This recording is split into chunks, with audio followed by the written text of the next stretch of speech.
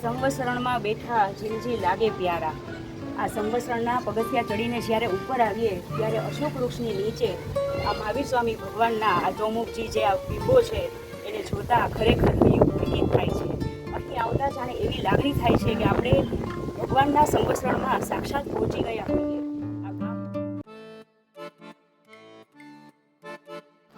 તો આજે આપણે અહીં જઈ રહ્યા છીએ જામનગર પાસે આવેલા મોટી ખાવડી ગામમાં. આ મોટી ખાવડી છે એ જામનગરથી 28 કિલોમીટર જેટલું અંતર ધરાવે છે.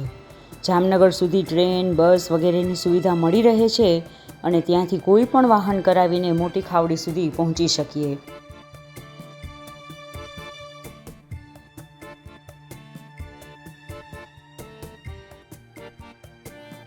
અને આપ જોઈ રહ્યા છો એ પ્રમાણે અહીંના રસ્તા ખૂબ જ સરસ છે. અહીંના કોઈ પણ ગામમાં પહોંચવામાં જરા પણ મુશ્કેલી પડતી નથી. રસ્તાઓ ખૂબ સારા છે. જામનગર એટલે ગુજરાત રાજ્યમાં આવેલો એક જિલ્લો. મહારાજા રણજીતસિંહજીના સમયમાં આ જિલ્લો નવાનગરના નામે જાણીતો હતો.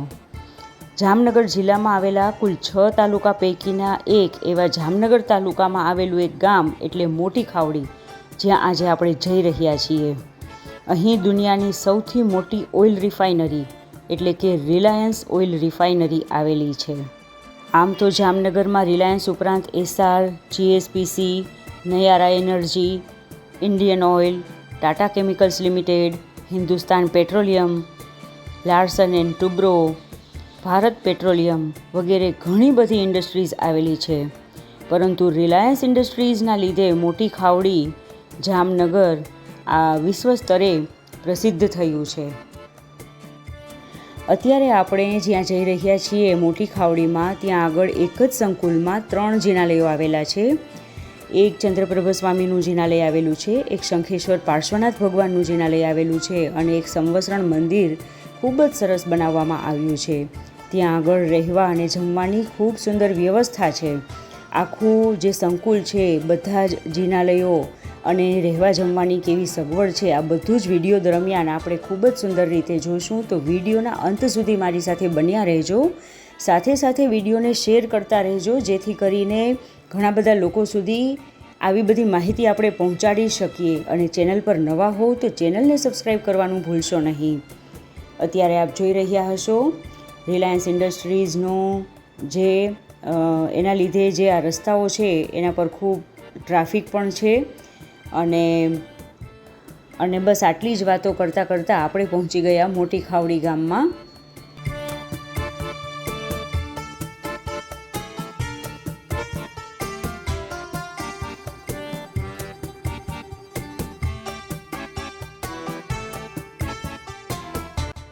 તો અહીં જે શંખેશ્વર પાર્શ્વનાથ ભગવાનનું જિનાલય આવેલું છે એને 150 વર્ષ પૂરા થવા આવશે. ચંદ્રપ્રભ સ્વામીનું જે જિનાલય છે એ પણ 125 વર્ષ જૂનું છે. અને સંવસરણ મંદિર પણ ખૂબ જ સરસ રચના એની કરવામાં આવી છે. હવે આપણે ગામની અંદર પ્રવેશ કરી રહ્યા છીએ. આપ ગામના દ્રશ્યો હવે જોઈ શકશો. આસપાસ ઘણી બધી ઇન્ડસ્ટ્રીઝના લીધે હવે બધા ગામડાઓની તો કાયા પલટ જ થઈ ગઈ છે. પહેલાં જેવું નૈસર્ગિક વાતાવરણ હવે ગામડાઓમાંથી પણ દૂર થતું જાય છે. તો પણ ગામડાઓમાં હજુ ઘણું બધું એવું આપણને ફીલ થાય કે ત્યાં આવ્યા પછી શાંત જીવન અને શાંતિનો આપણને અનુભવ થાય. શહેરોમાં હોય એટલું ઘોંઘાટ અને શહેરોમાં હોય એટલી વ્યસ્તતા અહીં આગળ આપણને જોવા મળતી નથી. મોટી ખાવડી જૈન સંઘના ઇતિહાસ પર નજર કરીએ તો સર્વપ્રથમ સંવત 1932માં કચ્છી દશા ઓસવાળ જ્ઞાતિના મુકુટમણી શ્રી કેશવજી નાયક દ્વારા શ્રી શંખેશ્વર પાર્શ્વનાથ પ્રભુનું ગૃહ ચૈત્ય એટલે કે ઘર દેરાસર બનાવવાના પાયા નંખાયા. આ ગૃહ ચૈત્ય અને દેરાસરજી સંકુલ માટેની જમીન જે તે સમયના જામ સાહેબ દ્વારા પ્રાપ્ત થઈ. 2 વર્ષ બાંધકામ ચાલ્યું અને સંવત 1934માં મોટી ખાવડી ગામે શેઠ શ્રી કેશવજી નાયક દ્વારા ગૃહ ચૈત્ય અને ઉપાશ્રયની સ્થાપના કરવામાં આવી. અહીં જે બીજું જિનાલય આવેલું છે શ્રી ચંદ્રપ્રભ સ્વામીનું જિનાલય, એ કચ્છ જખૌના શેઠ શ્રી વીરપાર પાસુભાઈ ખોનાના સ્મરણાર્થે તેમના સુપુત્રી દેવલીબાઈએ શાહ રતનસિંહ લાધાણી ખોનાની પ્રેરણાથી સંવત 1962માં બંધાવી આપેલ. સંવત 1963 ને શ્રાવણ સુદ છઠના એની પ્રતિષ્ઠા કરવામાં આવેલી છે. બંને જિનાલયોના જીર્ણોદ્ધાર અચલ ગચ્છાધિપતિ પરમ પૂજ્ય આચાર્ય દેવ શ્રી ગુણોદય સાગર સુરીશ્વરજીના આજ્ઞાવર્તી પરમ પૂજ્ય નરેન્દ્ર શ્રીજી મહારાજ સાહેબના શિષ્યા પરમ પૂજ્ય મહોદય શ્રીજી મહારાજ સાહેબની પ્રેરણાથી કરવામાં આવેલ છે.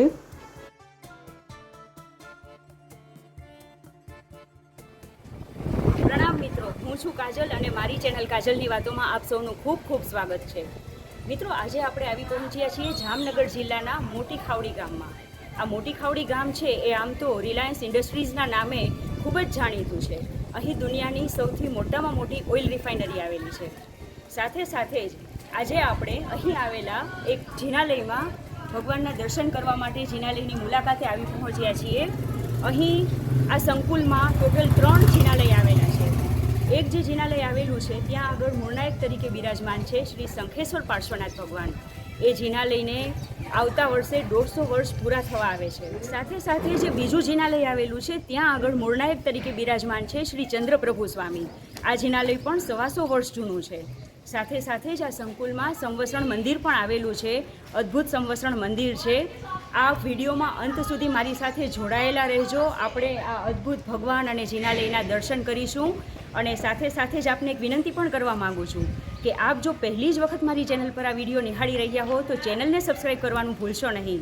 સાથે સાથે જ આવા જે જિનાલયો જે આપણા અલગ અલગ ગામોમાં આવેલા છે, જ્યાંની માહિતી બધા પાસે છે નહીં અને ઇન્ટરનેટ પર આવી માહિતી જે છે એ ખૂબ જ ઓછી આપણને પ્રાપ્ય છે, તો આવા વિડીયોઝ જે છે એ આપના ગ્રુપમાં વધુમાં વધુ શેર કરવા વિનંતી છે, જેથી કરીને આપણે વધુમાં વધુ લોકો સુધી આવા જે જિનાલયો છે, ભગવાન છે, આ બધાની માહિતી પહોંચાડી શકીએ. તો ચાલો આવો મારી સાથે આપણે ભગવાનના દર્શન કરીએ અને તીર્થને જોઈએ. ખૂબ જ સુંદર કલાત્મક પ્રવેશ દ્વાર આપણે નિહાળી રહ્યા છીએ. પ્રવેશ દ્વારમાં સૌથી ઉપર તીર્થંકર ભગવાનનું શિલ્પ મૂકવામાં આવ્યું છે. નીચે જોઈએ તો 2 સ્ત્રીઓના શિલ્પો છે જે અહીં આવનાર ભક્તોના સ્વાગતમાં ઊભી હોય એવું લાગે છે અને બંને બાજુ દ્વારપાલો પણ જોઈ શકીએ છીએ.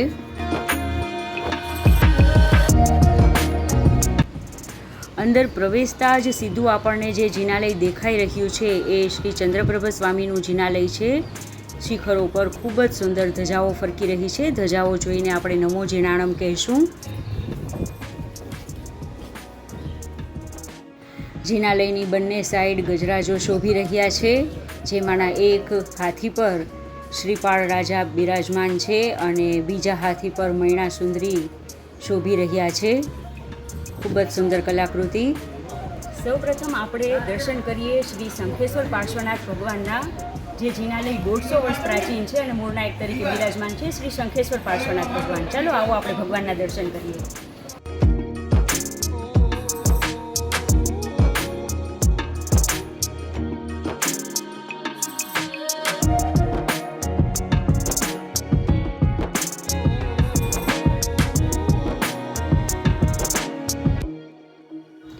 આ જિનાલયની ઉપર પણ પાર્શ્વનાથ ભગવાનનું શિલ્પ મૂકવામાં આવ્યું છે.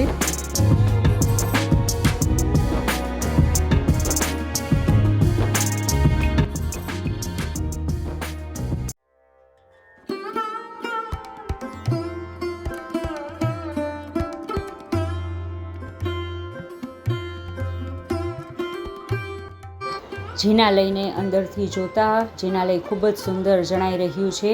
પાર્શ્વનાથ ભગવાનના બધા ભાવ આપણને પટ્ટચિત્રો દ્વારા જોવા મળે છે. જોતાં જ ભગવદ્ ભાવ ઉપજે એટલું સુંદર પટ્ટ દ્વારા બધું ચિત્રણ કરવામાં આવ્યું છે.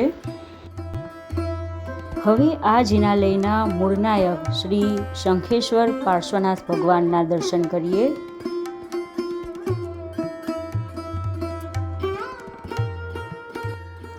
ભગવાનની પ્રતિમાજી ખૂબ જ મનભાવન છે, તેમજ સફેદ પાષાણમાંથી બનેલી છે. ભગવાન પદ્માસનસ્થ મુદ્રામાં શોભી રહ્યા છે. આ સમયે આપણને પેલું સ્તવન યાદ આવે કે ઓ શંખેશ્વરના પાર્શ્વ પ્રભુ, તારું નામ જગતમાં વાલું છે, તારું નામ જગતમાં વાલું છે, તારું નામ જગતમાં પ્યારું છે. ઓ શંખેશ્વરના પાર્શ્વ પ્રભુ, તારું નામ જગતમાં વાલું છે. ખરેખર શંખેશ્વર પાર્શ્વનાથ ભગવાન આપણા બધાના વહાલા ભગવાન છે. ભગવાનની એક તરફ શ્રી શાંતિનાથ ભગવાન બિરાજમાન છે અને ભગવાનની બીજી તરફ શ્રી સુમતિનાથ ભગવાન બિરાજમાન છે. ખૂબ જ સુંદર વિડીયો દ્વારા આપણે ભગવાનના દર્શન કરી શકીએ છીએ. આપણા 23મા તીર્થંકર શ્રી પાર્શ્વનાથ ભગવાનનો જન્મ આજથી લગભગ 3000 વર્ષ પૂર્વે માગશર વદ દશમના દિવસે વારાણસી નગરીમાં થયો હતો. એમના પિતાનું નામ અશ્વસેન અને માતાનું નામ વામાદેવી હતું અને રાજા અશ્વસેન વારાણસી નગરીના રાજા હતા. જૈન પુરાણો અનુસાર તીર્થંકર બનવા માટે પાર્શ્વનાથ ભગવાને 9 જન્મ લેવા પડ્યા હતા. પૂર્વ જન્મના સંચિત પુણ્યો અને 10મા જન્મના તપના ફળ સ્વરૂપે તેઓ 23મા તીર્થંકર બન્યા. અહીં જિનાલયમાં સરાઉન્ડિંગમાં પટ્ટચિત્રો દ્વારા શ્રી પાર્શ્વનાથ ભગવાનના બધા ભવોનું આલેખન કરવામાં આવ્યું છે. ભગવાન શ્રી પાર્શ્વનાથ જૈનોના અત્યંત પ્રિય છે. શ્રી પાર્શ્વનાથ ભગવાન એક એવા પ્રભુજી છે કે જે ગત 24થી પૂજાય છે. ભગવાન શ્રી પાર્શ્વનાથના 10 ભવો જોઈએ તો પ્રથમ જન્મમાં મરુભૂમિ નામના બ્રાહ્મણ હતા. બીજા જન્મમાં તેઓ વજ્રઘોષ નામના હાથી હતા. ત્રીજા ભવમાં તેઓ સ્વર્ગના દેવતા હતા. ચોથા ભવમાં રશ્મિવેગ નામના રાજા. 5મા ભવમાં દેવ. 6ઠ્ઠા ભવમાં વજ્રનાભી નામના ચક્રવર્તી સમ્રાટ. 7મા ભવમાં દેવતા. 8મા ભવમાં આનંદ નામના રાજા. 9મા ભવમાં સ્વર્ગના રાજા ઇન્દ્ર અને 10મા ભવમાં 23મા તીર્થંકર શ્રી પાર્શ્વનાથ બન્યા. ભગવાન શ્રી પાર્શ્વનાથે આદેય કર્મ બાંધ્યું હતું, જેથી કરીને અત્યારે વર્તમાન સમયમાં પણ એમના સૌથી વધુમાં વધુ ભક્તો હોય છે અને વધુમાં વધુ પરચા જોવા મળે છે. અત્યારે પણ ભગવાન શ્રી પાર્શ્વનાથના 108 પાર્શ્વનાથના જે પ્રાચીન તીર્થો છે એમાં જેટલી પ્રતિમાજી છે એ બધી જીવંત છે. જીવંત છે એટલે કે ચમત્કારિક છે. વાતો સાંભળવાની સાથે સાથે આપ જિનાલયને પણ નિહાળી રહ્યા હશો. અત્યારે આપણે શ્રી સિદ્ધ ચક્રજીનો પટ જોઈ રહ્યા છીએ. તેને નવપતજીનો પટ પણ કહેવામાં આવે છે. કેન્દ્ર સ્થાને અરિહંત પરમાત્મા હોય છે અને આપણે જોયું તે રીતે નીચે શ્રીપાળ રાજા અને મૈણા સુંદરી નવપતજીની આરાધના કરતા હોય એવું દર્શાવવામાં આવ્યું છે. હવે આપણે શ્રી અષ્ટાપદજી મહાતીર્થના દર્શન કરી રહ્યા છીએ. આદિનાથ ભગવાન અષ્ટાપદ પર્વત પરથી 10,000 સાધુઓની સાથે મોક્ષે ગયા હતા અને તેમના પુત્ર ભરત ચક્રવર્તીએ અષ્ટાપદ પર્વત પર જિનાલય બંધાવ્યું હતું. રાવણ અને મંદોદરીએ અષ્ટાપદ તીર્થ પર પ્રભુભક્તિ કરી હતી અને પ્રભુભક્તિ કરતાં રાવણે તીર્થંકર નામકર્મ બાંધ્યું હતું. શ્રી ગૌતમ સ્વામી પણ અષ્ટાપદ તીર્થની યાત્રા કરવા આવ્યા હતા, ત્યારે તેમણે ત્યાં જગચિંતામણી સૂત્રની રચના કરી હતી. હવે આપણે શ્રી શત્રુંજય તીર્થના પટના દર્શન કરી રહ્યા છીએ. અતિ પ્રભાવક અને જાજરમાન આ તીર્થ પર ભગવાન શ્રી ઋષભદેવ સ્વયં અહીં પૂર્વ 99 વાર પધાર્યા હતા અને એમની ચરણરજથી આ તીર્થ પાવન બન્યું છે. પટના દર્શન કરતાં જ આપણને ઉપર બેઠેલા શ્રી આદિનાથ ભગવાન યાદ આવી જાય છે. હવે આપણે અહીં શ્રી ગિરનારજી મહાતીર્થના દર્શન કરી શકીએ છીએ. આ ગિરનાર ગિરિરાજના શિખર પર નેમિનાથ ભગવાનના 3 કલ્યાણકો થયા છે. દીક્ષા, કેવલ જ્ઞાન અને નિર્વાણ કલ્યાણક આ ગિરિરાજના શિખર પર થયું છે. સાથે સાથે ગત 24ના 8 તીર્થંકર પ્રભુના દીક્ષા, કેવલ જ્ઞાન અને નિર્વાણ કલ્યાણકો આ ગિરનાર મહાતીર્થ પર થયા છે અને ગત 24ના જ બીજા 2 તીર્થંકર ભગવંતના નિર્વાણ કલ્યાણક આ પુણ્યભૂમિ પર થયા છે. હજુ નવાઈની વાત તો એ છે કે આવતી 24ના તમામ 24 તીર્થંકર ભગવંતો આ તીર્થ પરથી નિર્વાણ એટલે કે મોક્ષ પદને પામશે. તો આ મહાતીર્થની અઢળક વિશેષતાઓ છે અને આપણે આ પટના દર્શન કરતાં જ નેમિનાથ ભગવાનને ભાવપૂર્વક નમન કરીએ. હવે આપણે શ્રી સમ્મેત શિખરજી મહાતીર્થના પટના દર્શન કરી રહ્યા છીએ. સમ્મેત શિખર વંદુ જીન 20 અષ્ટાપદ વંદુ 24. હવે આ પંક્તિ પરથી આપણને ખ્યાલ આવે કે સમ્મેત શિખરજી તીર્થ પરથી 20 તીર્થંકર ભગવંતો નિર્વાણ પામ્યા હતા અને 20 તીર્થંકરોના નિર્વાણ કલ્યાણકથી સિદ્ધ થયેલા ભૂમિની સ્પર્શના કરતા જીવ સમ્યક્ત્વને પામે છે. આથી તેનું નામ સમ્મેત શિખર પડેલ છે. હવે આપણે આ સંકુલમાં આવેલ શ્રી ચંદ્રપ્રભ સ્વામીના જિનાલયને મુલાકાત કરીએ અને ભગવાનના દર્શન કરીએ. જિનાલયના શિખર ઉપર ધજા ફરકી રહી છે. જોઈને ખરેખર આનંદ વિભોર થઈ જવાય એટલું સુંદર વાતાવરણ છે. અને બહાર 2 ગજરાજો કેટલા શોભી રહ્યા છે, જેના પર શ્રીપાળ રાજા અને મૈણા સુંદરી સવાર છે.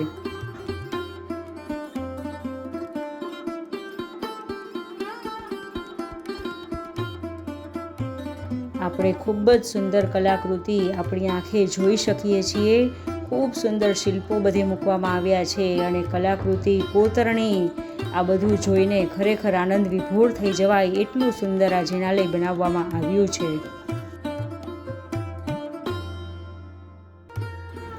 આ જિનાલય દેવલોકના વિમાન સમૂહ લાગે છે. જિનાલય એટલે જ્યાં જિનેશ્વર પરમાત્માનો નિવાસ હોય. જિનાલયમાં ઘુમટ જેવી જે રચના હોય છે તેનાથી ત્યાં કરવામાં આવેલી કેટલી બધી પ્રાર્થનાઓ અને ભક્તિનો પોઝિટિવ ઓરા આખા દેરાસરમાં ફેલાય છે. પરિણામે આખા દેરાસરમાં પોઝિટિવ વેવ્સ વહેતા હોય છે. ઉપર જે ધજા હોય છે તે પરમાત્મા સાથે આપણી આત્માને કનેક્ટ થવામાં મદદ કરે છે. ખૂબ જ સુંદર શિલ્પો આપણે જોઈ રહ્યા છીએ. તોરણ પણ ખૂબ સુંદર બનાવવામાં આવ્યું છે. અદ્ભુત કલા કારીગરી આપણે જોઈ શકીએ છીએ. જિનાલય એટલે એવી પવિત્ર, એવી અદ્ભુત જગ્યા કે જ્યાં એકવાર ગયા પછી ત્યાંથી પાછા જવાનું મન જ ના થાય, કારણ કે ત્યાં આપણે ભગવાન સાથે જોડાઈએ છીએ. આ સંબંધી એક વાર્તા આપની સાથે શેર કરવા માંગુ છું. એક બહેન રોજ દેરાસરે પૂજા કરવા જતા, પણ એક દિવસે તેમણે પૂજારીજીને પૂજા કરવા આવવાની ના પાડી દીધી કે હવેથી હું પૂજા કરવા નહીં આવું. ત્યારે પૂજારીએ કારણ પૂછતા તેમણે જણાવ્યું કે અહીં આવનાર મોટાભાગના લોકો ફોનમાં નોકરી ધંધાની વાતો કરતા હોય છે અને ઘણા બધાએ તો દેરાસરને ગપશપનું સ્થાન જ બનાવી દીધું છે. ત્યારે પૂજારીએ કહ્યું કે એક કામ કરો, તમારા એક હાથમાં પાણી ભરેલો ગ્લાસ લો અને દેરાસરને 3 પ્રદક્ષિણા આપો. શરત એટલી કે ગ્લાસમાંથી પાણી ઢોળાવવું જોઈએ નહીં. સ્ત્રીએ કહ્યું કે હમણાં જ કરી બતાવું. ત્યાર પછી પાણીનો ગ્લાસ લઈને 3 પ્રદક્ષિણા આપી અને પૂજારીને કહ્યું કે હવે બોલો તમારું શું કહેવું છે. ત્યારે પૂજારીએ કહ્યું કે આપે પ્રદક્ષિણા આપી ત્યાં સુધીમાં આપને કોઈ ગપસપ કરતા દેખાયા? શું આપને કોઈ ફોન પર વાતો કરતા દેખાયા? શું આપને કોઈ પાખંડ કરતા દેખાયા? ત્યારે પેલા બહેને ના પાડી કે ના, આવું તો મને કોઈ જ જણાયું નહીં. ત્યારે પૂજારી કહે છે કે આપને આવું કોઈ એટલા માટે જણાયું નહીં કારણ કે મેં આપની પાસે એક શરત મૂકેલી હતી કે પાણી ભરેલા ગ્લાસમાંથી પાણીનું ટીપું પણ ઢોળાવવું જોઈએ નહીં, માટે આપનું ધ્યાન માત્ર પાણીના ગ્લાસ પર જ હતું. એવી રીતે આપ જ્યારે પણ દેરાસરે આવો છો, જિનાલય આવો છો, ત્યારે ભગવાનની પૂજા કરતા હો કે અન્ય કોઈ પણ વિધિ કરતા હો, ત્યારે જો પરમાત્મા સાથે આપ ઓતપ્રોત હશો તો આપને બીજી કોઈ પણ વાત પર ધ્યાન જશે નહીં. માત્ર સર્વત્ર ભગવાન જ આપની નજરે ચડશે. આ નાની એવી વાર્તામાંથી આપણે પણ ઘણું બધું શીખવાનું છે. હવે આપણે દર્શન કરીએ અહીંના મૂળનાયક એવા શ્રી ચંદ્રપ્રભ સ્વામીના.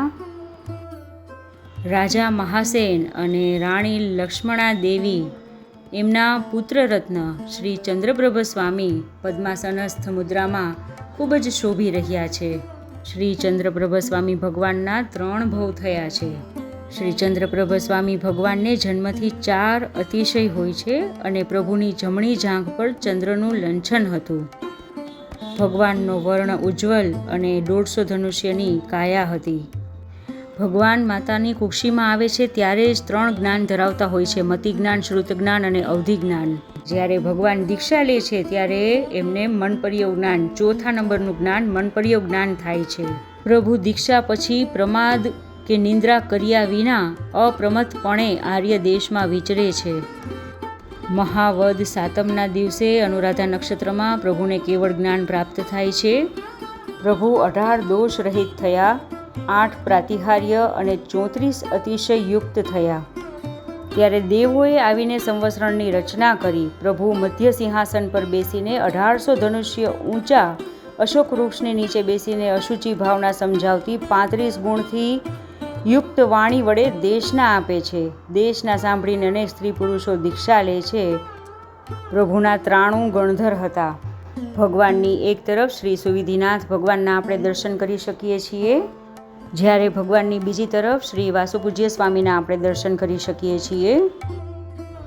શ્રી ચંદ્રપ્રભ સ્વામીનું જીવન આગળ જોઈએ તો પ્રભુ વિચરતા વિચરતા સમેત શિખરજી પધારે છે અને ત્યાં માસક શમળનો તપ કરતા કાયોત્સર્ગ મુદ્રામાં પ્રભુજી મોક્ષે ગયા.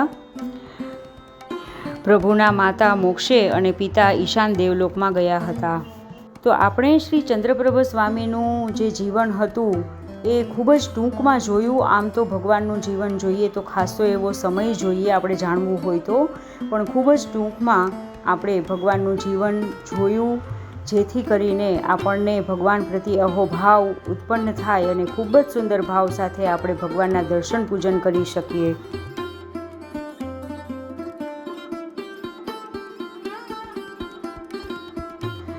જેના લઈને જોઈએ તો સરાઉન્ડિંગમાં આપણા જે ભવ્ય તીર્થો હોય એને પટ સ્વરૂપે ખૂબ જ સુંદર આલેખવામાં આવ્યા છે. ખાવડી ગામે આ જિનાલય આવેલું છે, જ્યાં આગળ શહેરો જેટલી જૈનોની વસ્તી કદાચ નહીં હોય એટલી મોટી સંખ્યામાં, પરંતુ આ જિનાલયને ખૂબ જ સરસ સાચવવામાં આવ્યું છે. અહીં આપણે આબુજી મહાતીર્થના ખૂબ સુંદર દર્શન કરી શકીએ છીએ. આબુમાં દેલવાડાના દેરા ખૂબ જ પ્રખ્યાત છે. શ્રી અર્બુદાચલ મંડન શ્રી આદિનાથ પરમાત્માને યાદ કરતાં આપણે ભાવના ભાવીએ કે આ ભવ મળ્યો પરભવ મળજો, ભક્તિ તમારી દાદા ભવો ભવ મળજો, ભક્તિ તમારી દાદા ભવો ભવ મળજો.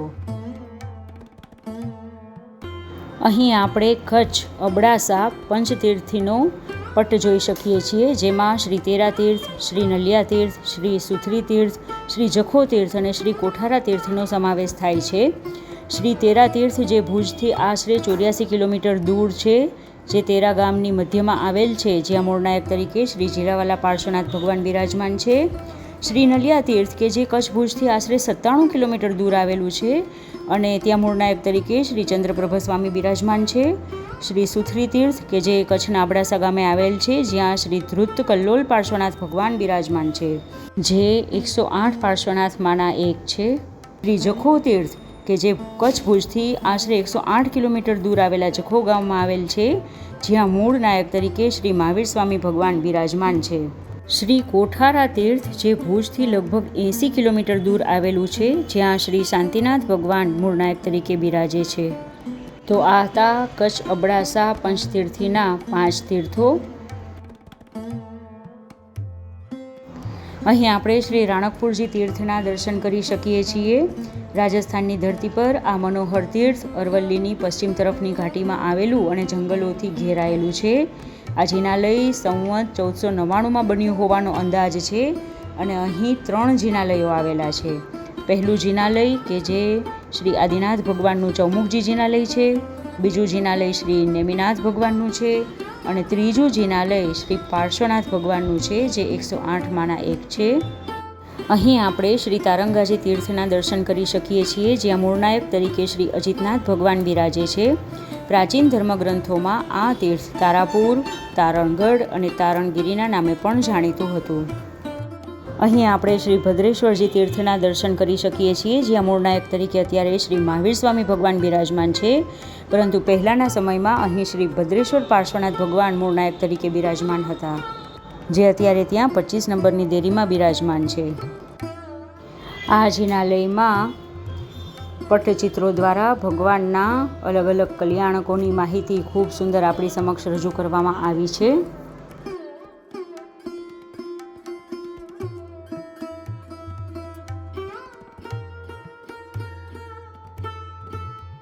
અહીં જ્ઞાન વૃક્ષનું પટ્ટચિત્ર છે, સાથે સાથે એની બાજુમાં 6 લેશિયાનું નિરૂપણ પટ્ટચિત્ર દ્વારા કરવામાં આવ્યું છે.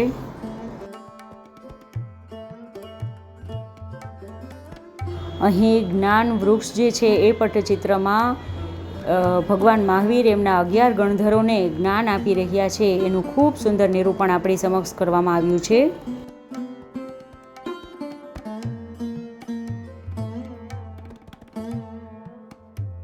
આ પટ્ટચિત્રમાં આપણી સમક્ષ નંદીશ્વર દ્વીપનું ખૂબ સુંદર નિરૂપણ કરવામાં આવ્યું છે.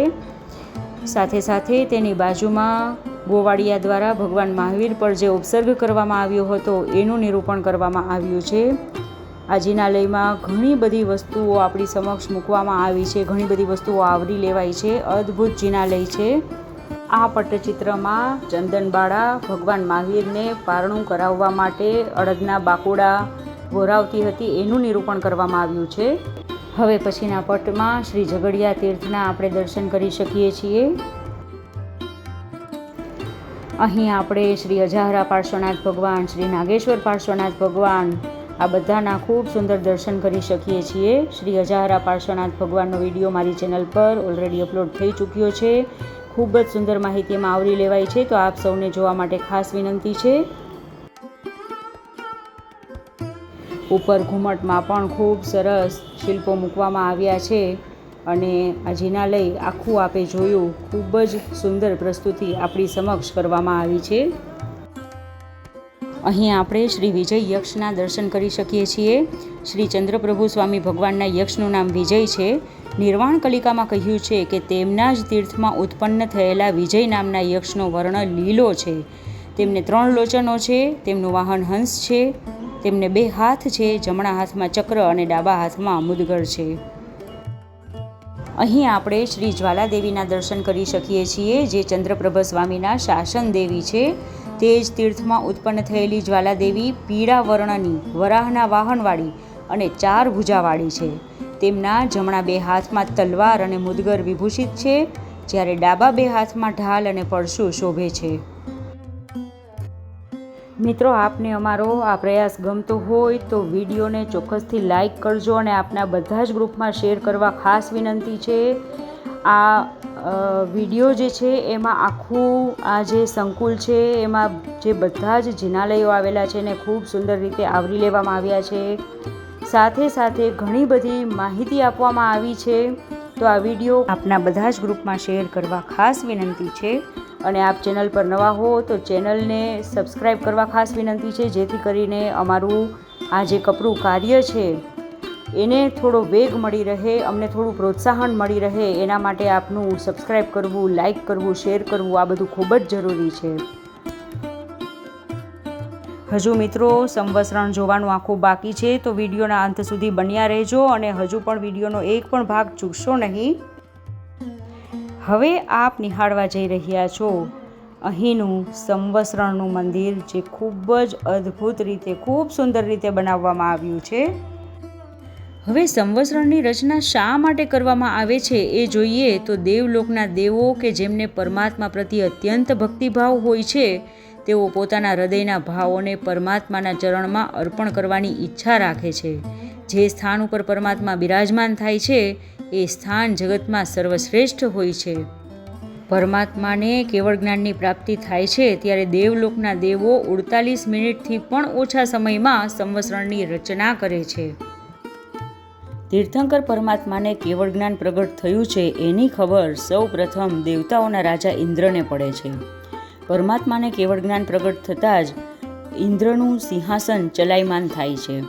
ઇન્દ્ર પોતાના અવધિજ્ઞાન વડે જાણે છે કે પરમાત્માને ધરતી પર કેવળ જ્ઞાન પ્રાપ્ત થયું છે. ત્યારે તરત જ તેઓ પરમાત્માની સમીપ આવીને પરમાત્માને વંદન નમસ્કાર કરીને તેમની સ્તુતિ કરે છે અને અન્ય દેવોમાં ઘંટ વગાડીને ઘોષણા કરે છે કે પરમાત્માને કેવળ જ્ઞાન પ્રાપ્ત થયું છે.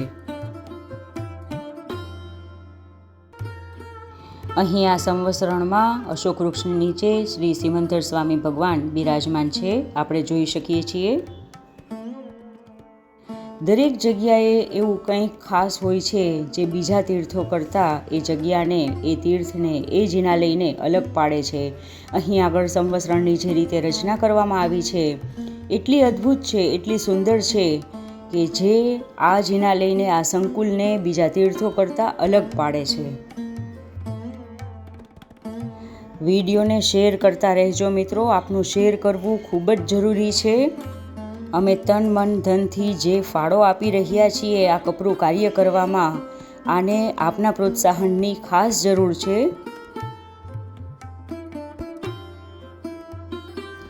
જ્યારે પરમાત્માને કેવળ જ્ઞાન પ્રગટ થાય છે ત્યારે પૂર્ણ લોકમાં પ્રકાશ થાય છે.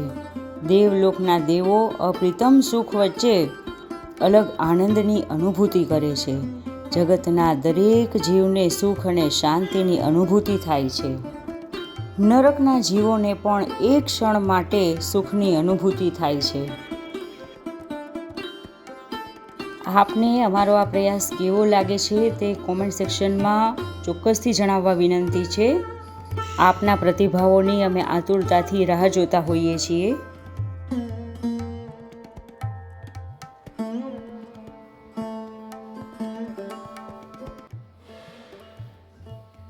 અત્યારે આપણે છીએ શ્રી સિમંદર સ્વામી ભગવાનના સંવત્સરણમાં.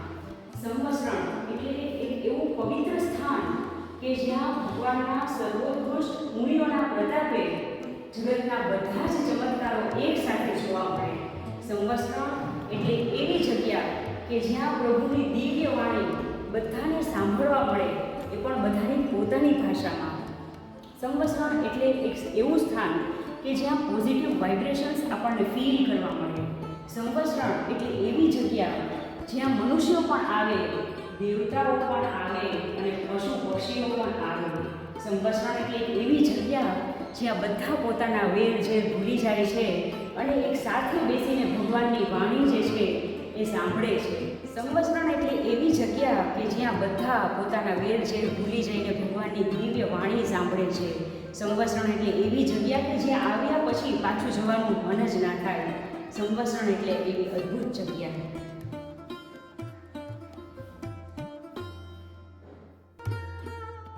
જે પ્રદેશમાં પરમાત્મા બિરાજમાન હોય એ પ્રદેશમાં પૂર્વોત્તર દિશામાં સંવત્સરણની રચના કરવામાં આવે છે. શા માટે એ જ દિશામાં? તો પૂર્વોત્તર દિશામાં પોઝિટિવ એનર્જી વહે છે, માટે એ જ દિશામાં પરમાત્માના સંવત્સરણની રચના કરવામાં આવે છે. હવે આપણને સહજ પ્રશ્ન થાય કે સંવત્સરણની રચના કરે કોણ? તો સંવત્સરણની રચના દેવો દ્વારા કરવામાં આવે છે. એની સુંદરતા અવર્ણનીય અને અકલ્પનીય હોય છે. અત્યારે આપણે સંવત્સરણમાં તિર્યંશ ગતિના જીવો જોઈ રહ્યા છીએ.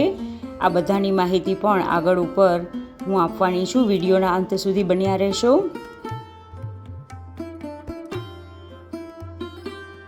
હવે આપણે સંવત્સરણમાં મનુષ્યો જોઈ રહ્યા છીએ. અત્યારે આપણે શ્રાવિકાઓ જોઈ રહ્યા છીએ. હવે આપણે જોયું કે સંવત્સરણની રચના દેવો દ્વારા કરવામાં આવે છે. દેવતાઓ પાસે અનેક વિદ્યા અને અનેક લબ્ધિઓ હોય છે, જેના ઉપયોગથી તેઓ ઉત્તમમાં ઉત્તમ અને શ્રેષ્ઠમાં શ્રેષ્ઠ એવા સંવત્સરણની રચના કરે છે. બધા જ દેવોને પરમાત્મા પ્રત્યે અત્યંત ભક્તિભાવ હોય છે. તેઓ પરમાત્મા પ્રત્યે પોતાના ભાવ, પોતાની સેવા વગેરે શુદ્ધ ભાવથી અર્પણ કરે છે. ઇન્દ્રની આજ્ઞાથી વાયુકુમાર દેવો સંવર્તક વાયુ દ્વારા જ્યાં સંવત્સરણ બનાવવું હોય ત્યાંથી 1 યોજન એટલે કે 4 ગાંવ એટલે કે 12 કિલોમીટરના એરિયાને સાફ કરે છે. કાંકરા, ઘાસ આદિ દૂર કરે છે અને જમીનને સમથળ બનાવે છે. મેઘકુમાર દેવો એટલે કે વરસાદ વરસાવવાવાળા દેવો વાદળાઓ ઉત્પન્ન કરી સુગંધી પાણીનો વરસાદ વરસાવે છે. વ્યંતર દેવો સુવર્ણ રત્નોથી જમીનના ભૂમિતલને બાંધે છે, એટલે કે બેઝમેન્ટ બનાવે છે. ઋતુઓની અધિષ્ઠાયિકા દેવીઓ ઘૂંટણ પ્રમાણ અચેત પુષ્પોની વૃષ્ટિ કરે છે. સંવત્સરણ દેવો બનાવે છે, માટે જ એની સુંદરતા અવર્ણનીય, અકલ્પનીય હોય છે. દેવતાઓ પાસે ઘણી વિદ્યા હોય છે, લબ્ધિ હોય છે, જેના કારણે તેઓ ઉત્તમમાં ઉત્તમ અને શ્રેષ્ઠ રીતે સંવત્સરણની રચના કરે છે. હવે આપણે જોઈએ કે સંવત્સરણની રચના કેવી હોય. તો એનો પહેલો ગઢ હોય એ ભવનપતિના દેવો બનાવે છે, જે રૂપાનો હોય છે અને એમાં સોનાના કાંગરા હોય છે, જેમાં દેવતાના વિમાનો, રાજાઓના રથ, હાથી, ઘોડા વગેરે વાહનો રાખવા માટેનો એરિયા એટલે કે પાર્કિંગ ઝોન એટલે કે પહેલો ગઢ. હવે બીજો ગઢ જે છે એ જ્યોતિષી દેવો બનાવે છે, જે સોનાનો હોય છે અને એમાં રત્નના કાંગરા હોય છે. તિર્યંશ ગતિના દેવો જેમ કે બકરી, સિંહ, સાપ, નોળિયો બધા પ્રાણીઓ પોતપોતાના પરસ્પરના વેર ઝેર ઝઘડા બધું ભૂલી બાજુમાં બેસીને પ્રભુની દેશના સાંભળે છે. ત્રીજો ગઢ વૈમાનિક દેવો બનાવે છે, જે રત્નોનો હોય છે અને મણિરત્નના કાંગરા હોય છે, જેમાં સાધુ સાધ્વીજી, શ્રાવક શ્રાવિકાઓ, ગણધરો, મનુષ્યો, કેવળ જ્ઞાની વગેરે ત્રીજા ગઢમાં બેસીને પ્રભુની દેશના સાંભળે છે. હવે પરમાત્માનું સંવત્સરણમાં આગમન કેવી રીતે થાય એ જોઈએ. તો પરમાત્મા સંવત્સરણમાં આગમન સમયે નમો તિથ્થસ્સ બોલી સિંહાસન પર પૂર્વ દિશામાં મુખ રાખી ત્રીજા ગઢ ઉપર બિરાજમાન થાય છે. પરમાત્મા જે દિશામાં હોય એના સિવાયની બાકીની 3 દિશામાં દેવતાઓ પરમાત્માની 3 પ્રતિકૃતિ સ્થાપિત કરે છે, જેથી પરમાત્મા ચારેય દિશામાં દેખાય છે. દેશના આપ્યા પછી પરમાત્મા બીજા ગઢમાં વ્યંતર દેવ દ્વારા બનાવવામાં આવેલા દેવ કક્ષમાં આરામ કરે છે. સંવત્સરણમાં બેઠા જીણજી લાગે પ્યારા. આ સંવત્સરણના પગથિયા ચડીને જ્યારે ઉપર આવીએ ત્યારે અશોક વૃક્ષની નીચે આ મહાવીર સ્વામી ભગવાનના આ ચોમુખજી જે આ બિંબો છે એને જોતા ખરેખર હૈયું પુલકિત થાય છે. અહીં આવતા જાણે એવી લાગણી થાય છે કે આપણે ભગવાનના સંવત્સરણમાં સાક્ષાત પહોંચી ગયા હોઈએ. આ ગામનું શાંત વાતાવરણ, એકદમ પ્રકૃતિની વચ્ચે આટલું સુંદર સંવત્સરણનું આ જે જિનાલય બનાવવામાં આવ્યું છે, અદ્ભુત લાગણી થાય છે. જ્યારે રૂબરૂ આવીએ ત્યારે જ અનુભવી શકીએ. આ સંકુલમાં સાધુ સાધ્વીજી ભગવંતો માટે ઉપાશ્રયની પણ વ્યવસ્થા છે.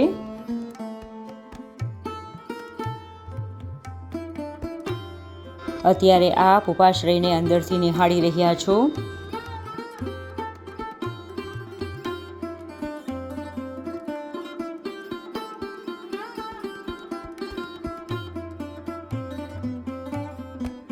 શ્રુત જ્ઞાન શ્રવણની ખૂબ જ સુંદર પ્રસ્તુતિ આપણે જોઈ શકીએ છીએ.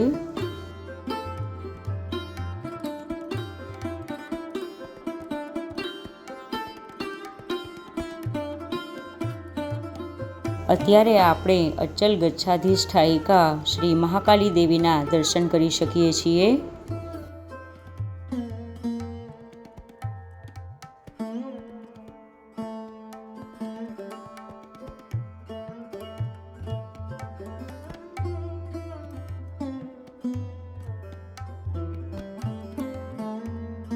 અહીં આપણે અચલ ગચ્છાધિરાજ પરમ પૂજ્ય આચાર્ય ભગવંત શ્રી આર્ય રક્ષિત સુરીશ્વરજી મહારાજ સાહેબના દર્શન કરી શકીએ છીએ.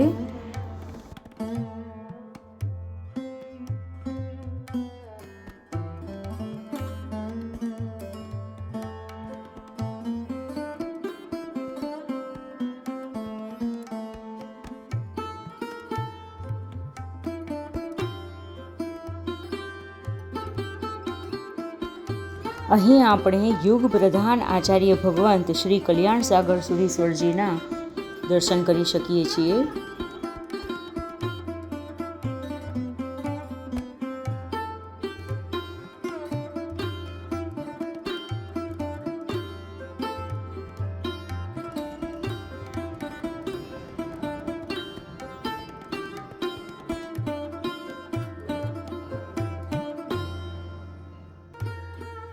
ખાવડી ગામે જો દર્શન પૂજનનો લાભ લેવા માટે આવો છો તો અહીં રહેવા અને જમવાની પણ ખૂબ સુંદર વ્યવસ્થા છે. આપ વિડીયોમાં જોઈ શકો છો.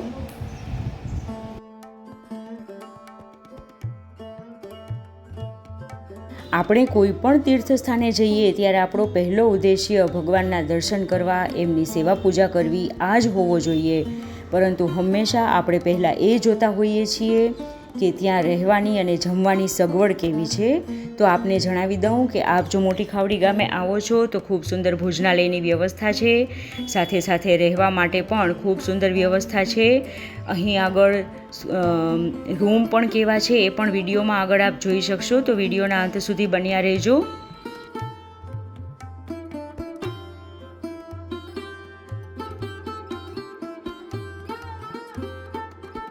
હવે આપણે આ ભોજન ખંડને અંદરથી જોઈએ. ખૂબ જ ચોખ્ખાઈ આપણને જણાઈ રહી છે. ખૂબ સુંદર વ્યવસ્થા અહીંયા હોય એવું જણાઈ આવે છે.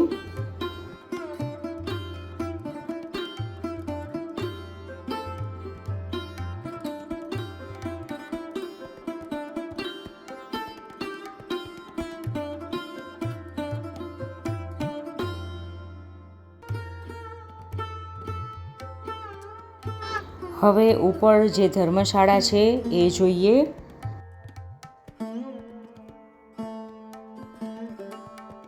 અહીં આગળ 2 અતિથિ ગૃહની ખૂબ સુંદર વ્યવસ્થા છે.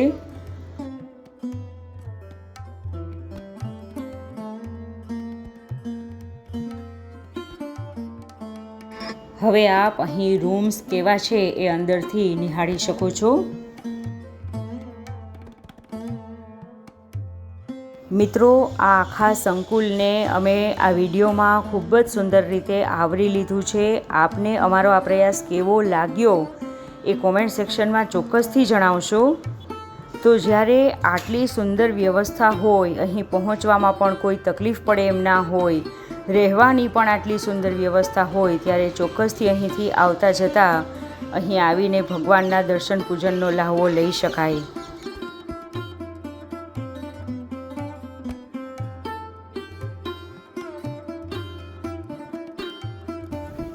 આજે આપણે મોટી ખાવડી ગામે આવેલા આ જિનાલય, આ સંકુલમાં 3 જિનાલય જે આવેલા છે, શ્રી શંખેશ્વર પાર્શ્વનાથ ભગવાનનું જિનાલય, ચંદ્રપ્રભુ સ્વામીનું જિનાલય, સુંદર સંવસરણ, આ બધાના ખૂબ જ સુંદર દર્શન કર્યા.